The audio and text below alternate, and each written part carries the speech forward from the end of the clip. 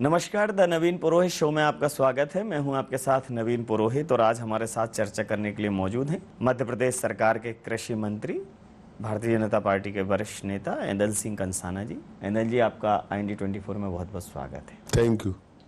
ऐदल जी, कहते हैं कि चंबल के पानी की अपनी एक अलग तासीर है।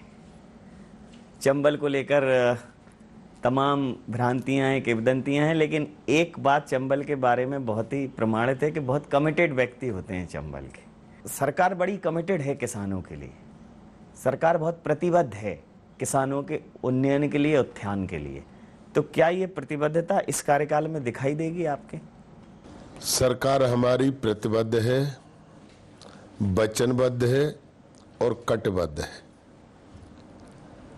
डॉक्टर मोहन यादव की सरकार, भारतीय जनता पार्टी की सरकार, देश में आदरणीय मोदी जी के नेतृत्व में और प्रदेश में आदरणीय मोहन यादव के नेतृत्व में वही करेगी, यो किसानों के हित में होगा।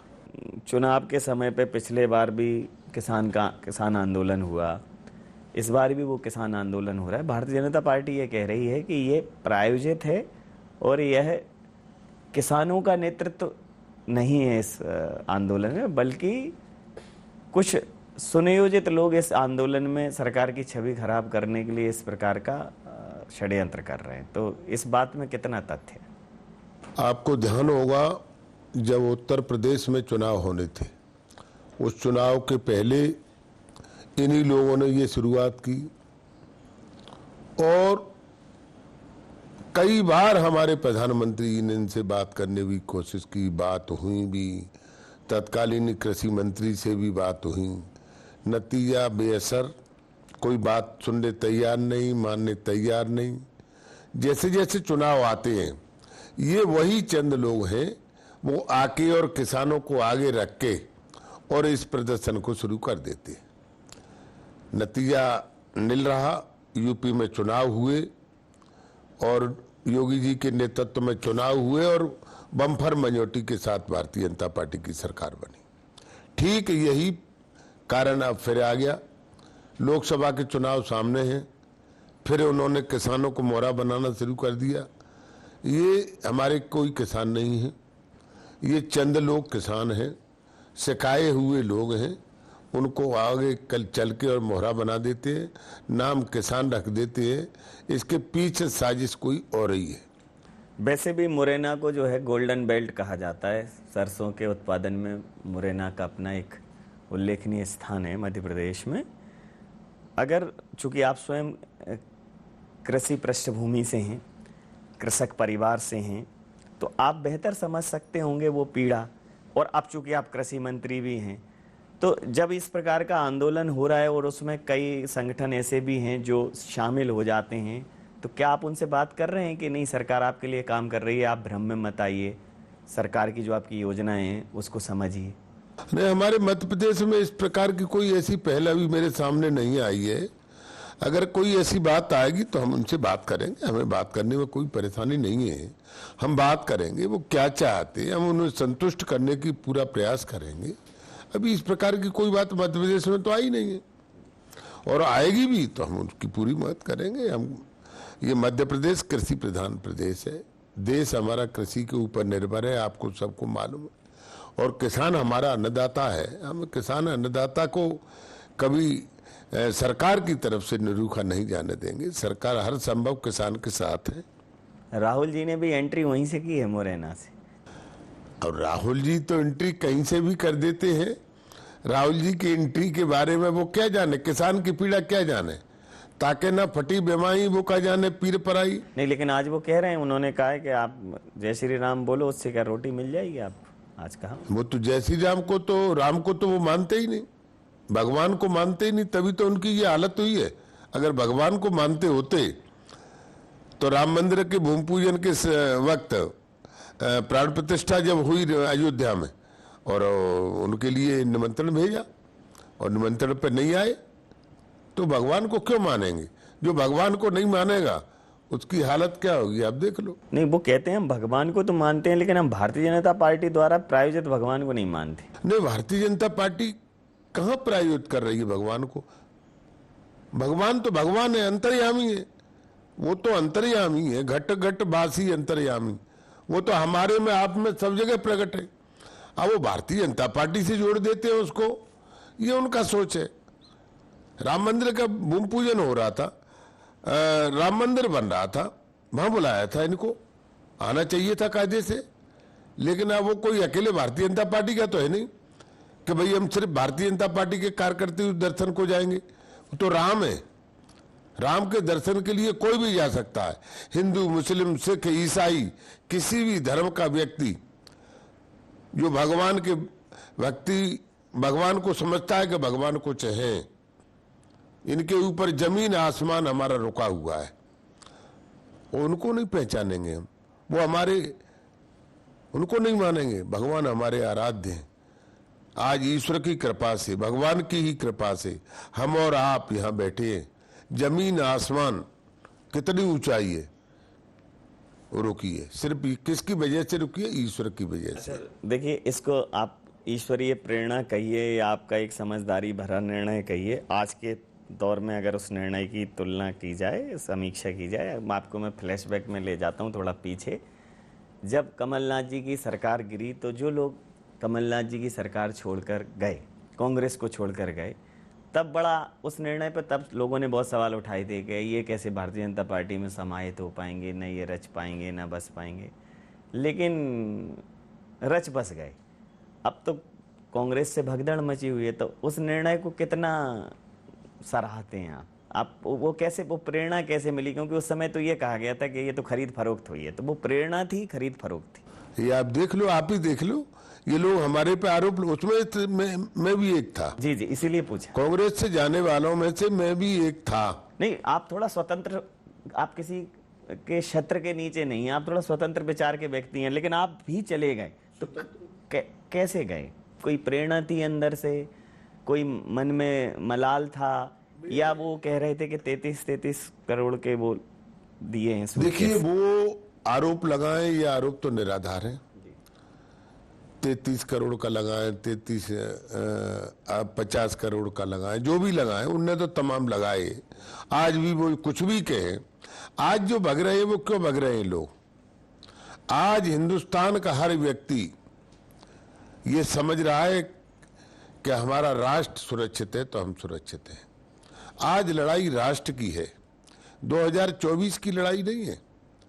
ये 2024 की लड़ाई नहीं है, ये राष्ट्र की लड़ाई है। 2024 में अगर भारतीय जनता पार्टी की सरकार बनती है तो हमारा राष्ट्र सुरक्षित रहेगा, और हमारा राष्ट्र सुरक्षित है तो हम सुरक्षित है, हमारा परिवार सुरक्षित है, हमारे नातेदार रिश्तेदार सुरक्षित है, हमारे नाती पोती सुरक्षित है। और ये राष्ट्र सुरक्षित का मुद्दा है, देश के विकास का मुद्दा है, और हिंदुस्तान को सर्वोच्च बनने का मुद्दा है। इसलिए देश का हर व्यक्ति चाहता है कि हमारा राष्ट्र सुरक्षित रहे, हमारा राष्ट्र सर्वोच्च कोटि पर पहुंचे। और रहा ताकतवर का सवाल, इसमें कोई शक नहीं है, मैं नहीं कह रहा, हिंदुस्तान की जनता कह रही है, ऑल वर्ल्ड की जनता कह रही है कि हिंदुस्तान का सबसे ताकतवर कोई प्रधानमंत्री है तो माननीय नरेंद्र मोदी जी हैं, और हिंदुस्तान का कोई सबसे बड़ा अभी तक ताकतवर गृह मंत्री हुए हैं तो वो है आदरणीय अमित शाह जी। जी, जैसा आपने मोदी जी के लिए कहा, अब तो मैं हूं मोदी का परिवार एक, इस अब एक नया आप लोगों ने मतलब एक अभियान शुरू किया है कि पहले तो ये था कि पार्टी एक परिवार है, लेकिन परिवार के मुखिया के साथ अब हर व्यक्ति जुड़ रहा है। तो इस अभियान के पीछे लोग कह रहे हैं, कांग्रेस कह रही है अब ये तो व्यक्ति केंद्रित होते चले जा रहे हैं। देखिए, कांग्रेस कुछ भी कहे, मोदी जी ने परिवार इसलिए कहा है कि मोदी जी पर आरोप लगाया कांग्रेस के कुछ लोगों ने कि मोदी जी के परिवार कहाँ है। कुछ लोगों ने जो भी कहा उस पर से उन्होंने कहा है कि मेरा तो पूरा हिंदुस्तान मेरा परिवार है। आज तक आपने देखा इतने प्रधानमंत्री रहे कभी किसी ने ये कहा कि मेरी गारंटी है इस काम की? आज हम गर्व के साथ कह सकते हैं कि हमारे प्रधानमंत्री की गाड़ी गांव-गांव में जा रही है, मोहल्ले-मोहल्ले में जा रही है, बाड़ में जा रही है, और वो कह रही है मोदी की गारंटी। आज विश्वास है हिंदुस्तान की जनता में। इसलिए जो हमारे कांग्रेस के पुराने लोग भावनाओं को देखते हुए, हमारी भारतीय जनता पार्टी की भावनाओं से प्रेरित होकर, प्रभावित होकर, भारतीय जनता पार्टियों की नीति से प्रभावित होकर, मोदी जी के इस विश्वास को लेकर, और वो कांग्रेस छोड़ के, और आप देख लो सारे देश में भारतीय जनता पार्टी ज्वाइन कर रहे हैं। ये मोदी जी का विश्वास है। देखिए, आप पहले ये कहते थे राहुल जी के बारे में कि उनको कितनी समझ है, उन्होंने गांव गली मोहल्ले देखे कहाँ हैं। तो वैसे तो कश्मीर से कन्याकुमारी, लेकिन वो कन्याकुमारी से कश्मीर तक करीब 3,500 किलोमीटर चले, और सर्दी में भी उन्होंने, कांग्रेस ने मतलब उसको ऐसे प्रचारित किया कि वो सर्दी में एक टी शर्ट में उन्होंने बिल्कुल कश्मीर और दिल्ली की बिल्कुल 5 डिग्री सेंटीग्रेड की सर्दी में वो एकदम एक टी शर्ट में उन्होंने अपनी यात्रा जारी रखी। हालांकि अगर वो गांव में जाएंगे तो लोग, उन्हें पता चलेगा कि लोग सिर्फ एक बनियान और लुंगी में भी सर्दी में खेतों में काम करते हैं। तो वो कोई बहुत बड़ा विषय नहीं है, लेकिन उसको ऐसा बताया गया कि बड़े जीवट और कर्मठ हैं।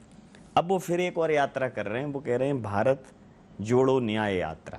पहले भारत जोड़ो थी, अब इस बार वो न्याय और मांग रहे हैं, और वो कह रहे हैं कि हमें न्याय चाहिए गरीबी से, बेरोजगारी से, अशिक्षा से, स्वास्थ्य से, और उनकी यात्रा चल रही है। हालांकि आप लोग बहुत तनाव नहीं ले रहे उनकी यात्रा का, ऐसा क्यों? तनाव इसलिए नहीं ले रहे कि आज उनको न्याय यात्रा की आवश्यकता पड़ गई। 50 साल से राज उन्हीं का था, उस समय न्याय नहीं दिला पाए उन गरीबों को। आज कह रहे हैं कि हमें न्याय यात्रा की आवश्यकता है। आज 10 साल हो गए मोदी जी की सरकार को, एक भी भ्रष्टाचार का मामला केंद्र सरकार से नहीं आया। इसलिए बात कर रहे हैं। ये वही कांग्रेस के लोग हैं, वही राहुल गांधी है, इनके पिताजी कहा करते थे कि हम केंद्र सरकार से 1 रुपया भेजते हैं, और मात्र गांव तक जाते जाते 25 पैसे पहुंचते हैं, 75 पैसे बीच में रह जाते हैं, माने भ्रष्टाचार में चले जाते हैं। और आज ये मोदी जी की सरकार में 10 साल हो गए, ये नौबत कहीं किसी मिनिस्टर पर आई? ऐसी कोई नौबत पड़ी कि किसी मिनिस्टर को मोदी जी को बर्खास्त करना पड़ा हो या जेल गया हो कोई मोदी जी का मिनिस्टर? एक भी नौबत नहीं आई। आज ये न्याय यात्रा की बात कर रहे हैं।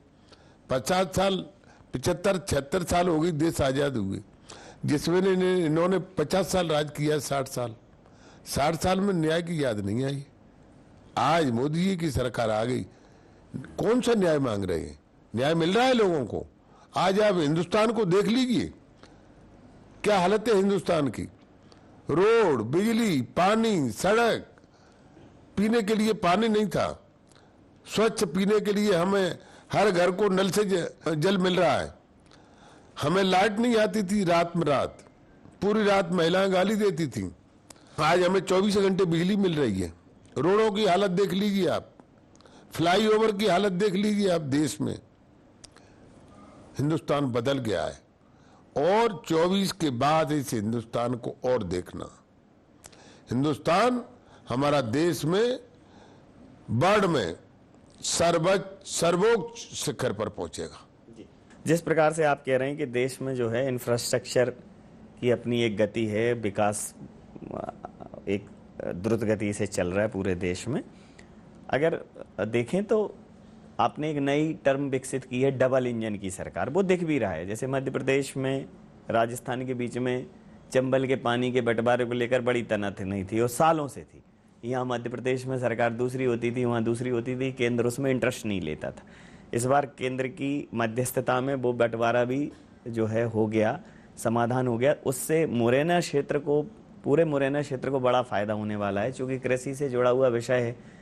हालांकि वो सिंचाई विभाग में आता है, लेकिन पानी तो चाहिए खेती के लिए। तो वो जो निर्णय हुआ है उससे, उसको कितना बड़ा निर्णय मानते हैं आप? जो हमें चंबल से पानी ला रहे हैं, वो मैं जब इससे पहले पीएचई मिनिस्टर था इसी सरकार में, वो उस समय मैंने आदेश किए थे। मेरे ही आर्डर से वो योजना चालू हुई है, हमारा उसका काम तेजी से जारी है और उससे हमारे किसानों को काफी लाभ होगा। अभी एक बात मैं भूल गया कहने में, आपने अभी कहा कि राहुल गांधी जी न्याय यात्रा निकाल रहे हैं। जब जब राहुल गांधी न्याय यात्रा या विकास यात्रा या जो भी यात्रा निकालते हैं, आपको ध्यान होगा अभी इनने विधानसभा चुनाव के पहले निकाली थी और वो यात्रा मध्य प्रदेश होके गई थी। लोगों ने कहा, लोगों ने तो नहीं कहा, कुछ हमारे पत्रकार भाइयों ने या कुछ कांग्रेस के लोगों ने, कि इसका बड़ा असर होने वाला है। आप देख लो, ऐसा असर हुआ कि इतने बहुमत के साथ हमारी सरकार आई है, वो कहां चलेगी इनकी न्याय। जनता सब समझती है ये सब ढोंगी है। और जैसे चुनाव आते हैं, न्याय यात्रा, विकास से है ना, कौन कौन सी यात्रा निकाल देती है। आपने तो सिक्के के दोनों पहलू देखे हैं। आप राहुल जी के नेतृत्व में कांग्रेस में भी रहे हैं और अब आप भारतीय जनता पार्टी में। तो एक तरफ राहुल जी और एक तरफ मोदी जी। तो एक व्यक्ति के बतौर, मतलब जैसे आप कहते हैं कि मोदी जी को मतलब देखने से सुनने से एक रोमांच आता है। अभी शायद आप अधिवेशन भी, आप राष्ट्रीय अधिवेशन भी शायद आपने ज्वाइन किया होगा। तो राहुल जी भी तो ऊर्जा और उत्साह भरने का काम करते हैं। क्या समस्या थी, क्यों कनेक्ट नहीं हो पाए उनके साथ? नहीं, राहुल जी अपनी ऊर्जा लोगों तक प्रभावित क्यों नहीं कर पाते? वही तो पूछ रहा हूं। क्यों नहीं कर पाते? मैं तो आप लोगों से पूछता हूं। वो खूब घूम रहे हैं गांव में, वो इसीलिए नहीं कर पाते कि कांग्रेस की कथनी और करनी में अंतर है। लोग कांग्रेस पर विश्वास नहीं करते। उसका उदाहरण है 2018 में। 2018 में मैं कांग्रेस में था और इन्होंने मेरे से, हम लोगों से कहा कि आप जाओ और नारा लगाओ कि हमारी सरकार बनेगी तो कांग्रेस का कहना साहब, हर किसान का कर्जा माफ। हमने जाके नारे लगाए, गांव गांव में चिल्लाए हम। जनता ने हमारी बात सुनी, सरकार बन गई। सरकार बनने के बाद राहुल गांधी यहाँ आए, शपथ दिलाई कमलनाथ जी को। और शपथ में आपको ध्यान होगा एक बात कही इन्होंने कि ये हमारे मुख्यमंत्री ये शपथ ले रहे हैं आज, और 10 दिन में ये किसान का कर्जा माफ नहीं करेंगे तो हम 11वें दिन इनको हटा देंगे। ये राहुल गांधी ने कहा था। 10 दिन की बात कर रहे हो, 10 महीने हो गए और उनमें से मैं भी एक हूं। मैंने कमलनाथ जी से कहा, कमलनाथ जी 10 दिन की बात कही थी राहुल गांधी जी ने, 10 महीने हो गए, किसान का कर्जा माफ करो। हमारे ऊपर जनता का दबाव है, जनता से हमने वोट मांगे, हमारी बात नहीं सुनी। चलो चलो चलो समय नहीं है, चलो चलो चलो समय नहीं है। जब फिर आदरणीय सिंधिया जी ने कहा कि भाई जनता का हमारे ऊपर दबाव है, जो चुनाव में वायदे किए थे उनको आप पूरा करिए। तो बोले पूरा नहीं करेंगे तो तुम क्या कर लोगे?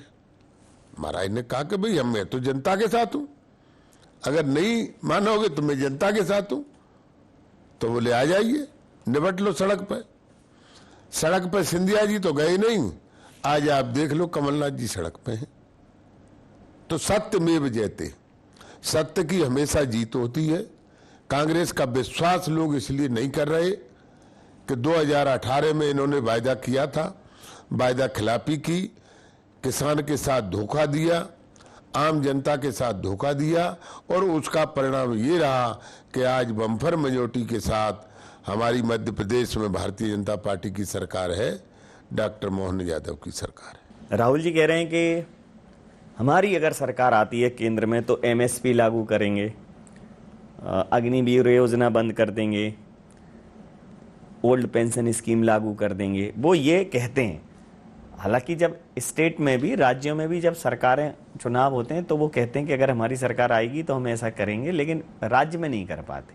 लेकिन वो कह रहे हैं और 24% ओबीसी को आरक्षण देंगे, आरक्षण की सीमा बढ़ाएंगे, जिसकी जितनी भागीदारी उसकी उतनी हिस्सेदारी सुनिश्चित करेंगे। मतलब वो हर चीज बोल रहे हैं और जनता है कि सुनने तैयार नहीं है। जनता आपके साथ जय श्री राम कर देती। तो क्या मतलब करते क्या हो, समझाते कैसे हो लोगों को आप लोग कि वो इतना सब देने तैयार है, अगला व्यक्ति चल रहा है हजारों किलोमीटर, फिर भी उनकी बात नहीं सुनी जा रही? देखिए, जनता मोदी जी के सामने उनका विश्वास नहीं कर पा रही। आज हिंदुस्तान की जनता को ये विश्वास हो गया है कि मोदी जी की सरकार, मोदी जी जो कहेंगे वो हो जाएगा, वो होगा। 10 साल में करके दिखाया है। और सबसे बड़ी बात ये है, मोदी जी की सरकार में हर व्यक्ति अपने आप को सुरक्षित महसूस कर रहा है। ये अब लड़ाई ऐसी वैसी नहीं है, ये राष्ट्रवाद का मुद्दा है। सालों कांग्रेस में रहे, कुछ सालों पहले ही भारतीय जनता पार्टी में आए। ये जो गर्व की अनुभूति आपको नेता के तौर पर मोदी जी के लिए होती है, आपको कांग्रेस में नहीं हुई ऐसी कि राहुल जी हमारे नेता हैं? नहीं, राहुल जी हमारे नेता थे जब मैं कांग्रेस में था, लेकिन राहुल जी को जब हमने देखा तो राहुल जी किसी बात को सुनने समझने तैयार ही नहीं। राहुल जी के तो चंद लोगों ने घेर लिया था। वो गांव का, वो बेचारे क्या जाने सरसों का पेड़ कितना बड़ा होता है, चने का पेड़ कितना बड़ा होता है। वो किसान के बेटा तो है नहीं, वो तो हाई प्रोफाइल है। उनको क्या मालूम है कि सर्दी कब पड़ती है, गर्मी कब पड़ती है। अब आप कह रहे थे अभी कि वो तयमंद और उसमें निकले और सर्दी वर्दी की कोई उन्होंने परवाह नहीं की। वो तो लोगों ने सिखा दिया था उनको कि जी आप पहन के निकलो, को देखो भाई कितने त्यागी हैं। और बेचारे तहमद और लुंगी लगा के और टी शर्ट पहन के सर्दी में घूम रहे हैं, जा रहे हैं। जनता के उसके लिए नहीं, जनता के हित के लिए नहीं, कुर्सी के लिए। कुर्सी जनता देने वाली नहीं है। हिंदुस्तान की जनता समझ गई, आज लड़ाई राष्ट्रवाद की है। हमारा राष्ट्र सुरक्षित है तो हम सुरक्षित हैं, हमारा परिवार सुरक्षित है। आज हर व्यक्ति ये सोच रहा है कि राष्ट्र किन के हाथों में सुरक्षित है।